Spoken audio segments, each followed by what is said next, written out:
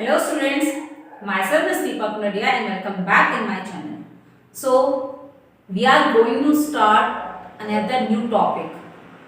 ये जो टॉपिक है आपका एडमिशन ऑफ ए पार्टनर का आपका इस साल सिलेबस में नहीं है, बट सीबीएसई की गाइडेंस के अकॉर्डिंग यह हमको पढ़ाना है क्योंकि नेक्स्ट ईयर ये इंक्लूड होगा और ये बीकॉम लेवल बीबीए जब आप करोगे तो उसमें भी आएगा और आपको अंडरस्टैंड होना चाहिए, समझ में आना चाहिए कि एक्चुअल में ये टॉपिक में है क्या। ओके, तो आपका आज का न्यू टॉपिक है एडमिशन का, when the new partner brings in proportionate capital, it means new partner's capital not given।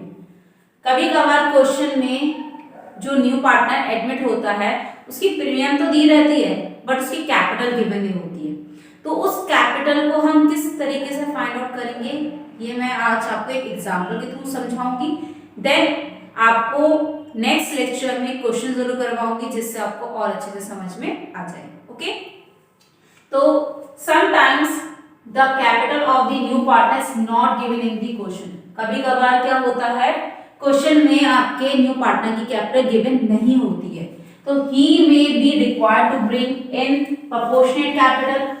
तो जो भी है ही शी जो भी होगा वो प्रोपोर्शनेट कैपिटल के थ्रू अपनी कैपिटल को लाएगा। प्रोपोर्शनेट कैपिटल होती क्या है, किस तरीके से फाइंड आउट करते हैं वो देखते हैं।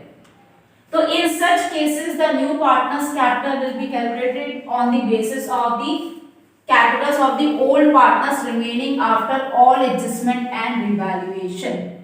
It means जो न्यू पार्टनर्स की कैपिटल होगी हम किसके बेस पे कैलकुलेट करेंगे, जो कैपिटल आपके पुराने पार्टनर्स के थ्रू निकली होगी। इट मींस आप पार्टनर्स कैपिटल अकाउंट बनाते हो ना, पार्टनर्स कैपिटल अकाउंट में आपको बैलेंस सीडी जो निकलता है उस बैलेंस सीडी के थ्रू जो कैपिटल्स निकलेगी, इट मींस क्लोजिंग कैपिटल जो निकलेगी उसके बेस पे उसके थ्रू हम निकालेंगे न्यू पार्टनर की कैपिटल। अब आपको एक एग्जांपल है, the capitals of A and B after, ये देखिए after all adjustments and revaluations are 24,000 16,000। ये जो आपको एडजस्टमेंट दे रखा है इट मींस, और ये जो आपको 24,000 16,000 अमाउंट दे रखी है ये आपका पार्टनर्स कैपिटल अकाउंट में से बैलेंस सीडी जो निकलता है वो वाली कैपिटल है। इट मींस क्लोजिंग कैपिटल आपको गिवन है। ठीक है, बैलेंस सीडी हम कैसे निकालते हैं, ओपनिंग बैलेंस रिजर्व से बांट दिए, रिवैल्यूएशन बांट दिए, तो सब टोटल करके जो लास्ट में बैलेंस कैलकुलेट होता है बैलेंस सीडी निकाला जाता है आपके पार्टनर्स कैपिटल अकाउंट में। तो वो कैपिटल क्लोजिंग कैपिटल जो है वो आपको यहाँ क्वेश्चन में गिवन है, और वो कितनी निकली सारी एडजस्टमेंट करने के बाद, ए की निकली 24,000 एंड बी की निकली आपकी 16,000। उसके बाद एडमिट करा था सी को, कितना शेयर लेके 1/5 शेयर लेके। अब हमें फाइंड आउट करना है सीज की कैपिटल।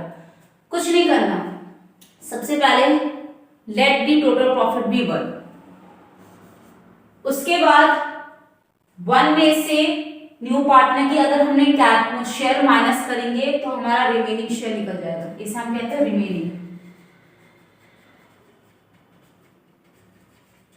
रिमेनिंग शेयर निकल गया। उसके बाद if for 4/5 share of profit the combined capital मतलब 24,000 plus 16,000 जो बैलेंस सीडी निकलेगा उसको कंबाइन करना है, इट मींस उसका टोटल निकालना है।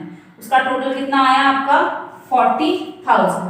40,000 जब आएगा तो टोटल कैपिटल हमें फर्म की निकालनी है। पहले टोटल कैपिटल कैसे करते हैं, हमेशा शेयर को रेसिप्रोकल कर देते हैं। इट मींस 4/5 आया ना तो क्या हो जाएगा आपका 5/4। इट मींस 40,000 into 5/4 50,000 आ गई total capital of the new firm.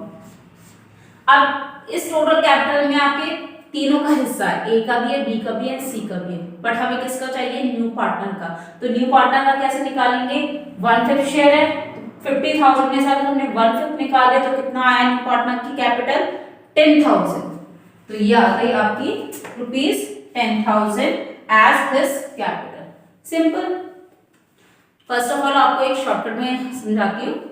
तो फर्स्ट ऑफ ऑल आपको क्या करना है, पार्टनर्स कैपिटल आप जैसे बनाते हो वैसे बनाना है।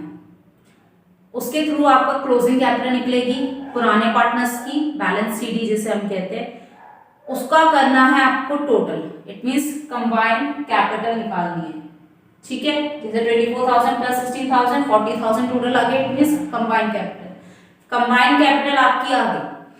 फिर क्या करोगे आप, जो न्यू पार्टनर का शेयर होगा उसमें से 1 माइनस मतलब रिमेनिंग शेयर निकालोगे। किस तरीके से, 1 माइनस 1/5 4/5 आपका रिमेनिंग शेयर आ गया। जब रिमेनिंग शेयर आ जाएगा, कंबाइंड कैपिटल आ जाएगी, तो आपकी आ जाएगी शेयर को रेसिप्रोकल करके 5/4, 4/5 था ना, तो 5/4 करके आपका आ गया 50,000।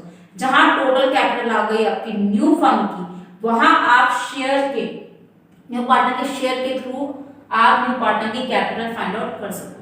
ओके, ये छोटा सा एक एग्जांपल था।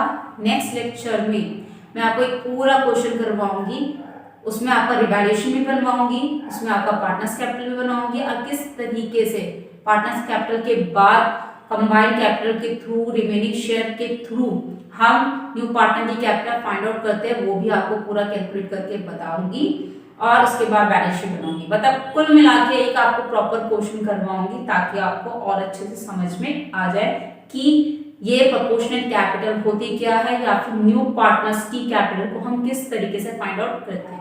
ओके, सो आपका आज के यही टॉपिक था, स्मॉल, आपको सिर्फ समझाने के लिए। नेक्स्ट लेक्चर में इस रिलेटेड क्वेश्चन जरूर करवाऊंगी। ओके, सो आज के लिए बस इतना ही। That's all for today. Keep watching, keep learning, stay home, stay safe, stay connected with DK classes. Thanks for watching.